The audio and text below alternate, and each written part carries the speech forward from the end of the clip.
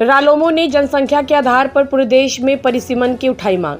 राष्ट्रीय लोक मोर्चा के उपाध्यक्ष जितेंद्र नाथ, राष्ट्रीय लोक मोर्चा के राष्ट्रीय उपाध्यक्ष जितेंद्र नाथ पटेल ने समूचे देश में जनसंख्या के आधार पर लोकसभा तथा विधानसभा क्षेत्रों का नया परिसीमन करने की मांग की है।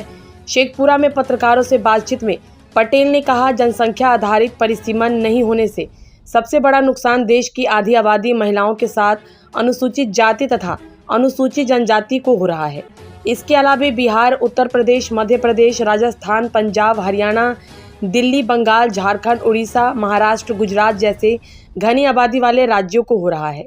शेखपुरा में पार्टी की बैठक के बाद प्रेस वार्ता में उन्होंने कहा, आज केरल जैसे राज्य में एक सांसद प्रति वर्ष मिलने वाले 5 करोड़ की राशि को 20 लाख की आबादी में खर्च कर रहे हैं, जबकि बिहार जैसे राज्य के सांसद वही राशि 40 से 42 लाख की आबादी में खर्च कर रहे हैं। इससे विकास की गति धीमी हो रही है। राष्ट्रीय उपाध्यक्ष जितेंद्र नाथ ने कहा, मौजूदा स्थिति प्रत्येक वोट का समान महत्व के मापदंड के भी विरुद्ध है। केरल के 1 वोट के बाहर हमारे 2 वोट पड़ रहे हैं। उन्होंने कहा, इस गंभीर मुद्दे को सिर्फ हमारे राष्ट्रीय अध्यक्ष उपेंद्र कुशवाहा ने पूरी गंभीरता से उठाया है। इसी मुद्दे पर 29 जून को गया में मगध प्रमंडलीय रैली आयोजित की गई है। इसके पहले विक्रम तथा मुजफ्फरपुर में पार्टी ने 2 रैली आयोजित की है। इससे पहले बैठक में पार्टी के विभिन्न प्रकोष्ठों के जिला से लेकर पंचायत और बूथ समिति के पदाधिकारी भी शामिल हुए। पार्टी के जिला प्रभारी सुभाष चंद्रवंशी, प्रदेश प्रवक्ता राहुल कुमार, प्रदेश महासचिव गुरु भी शामिल हुए। इस संबंध में क्या कहते हैं राष्ट्रीय लोक मोर्चा के राष्ट्रीय उपाध्यक्ष जितेंद्र नाथ। बढ़ गई हो, सीटों की संख्या लोकसभा के और विधानसभाओं की नहीं बढ़ी। आज हालत ये हो गया 50 साल बाद कि दक्षिण के राज्यों के एमएलए आमतौर पर औसतन 20 लाख पर चुने जाते हैं एक सांसद, और बिहार जैसे राज्य में 35-40 लाख, और कुछ जिले तो ऐसे मिले क्षेत्र जहां 49 लाख पर भी एक एमपी हो रहा।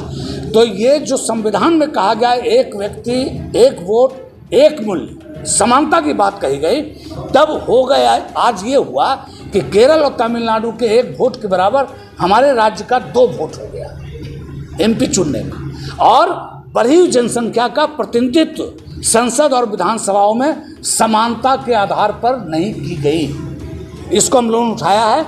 26 में परिसीमन होना है। परिसीमन आयोग का गठन 2026 में होगा ड्यू के हिसाब से।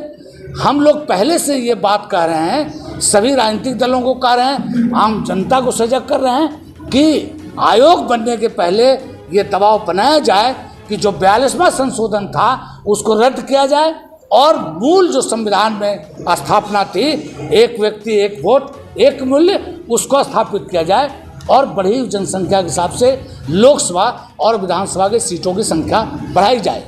एक बात और जोड़ लें कि इसका नुकसान महिलाओं को बड़ा होने वाला है।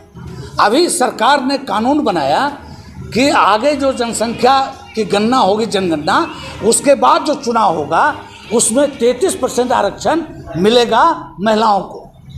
तो लोकसभा के सीटों की संख्या और विधानसभा की सीटों की संख्या अगर बढ़ेगी तो महिलाओं का प्रतिनिधित्व भी बढ़ जाएगा। 33% पे ही उसकी संख्या बढ़ जाएगी। दलितों को जो अभी आरक्षित है, अनुसूचित जाति और जनजाति के लिए जो आरक्षित सीटें हैं, उन सीटों की संख्या भी 1.5 और दुगना हो जाएगा बिहार, उत्तर प्रदेश राज्यों में। 3 राज्यों के दलित, अनुसूचित जाति, जनजाति के लोग, महिलाओं, इनके अधिकारों की रक्षा का सवाल भी तभी पूरा होगा जब जनसंख्या आधारित परिसीमन आयोग बना करके इसको क्षेत्रों को पुनर्गठित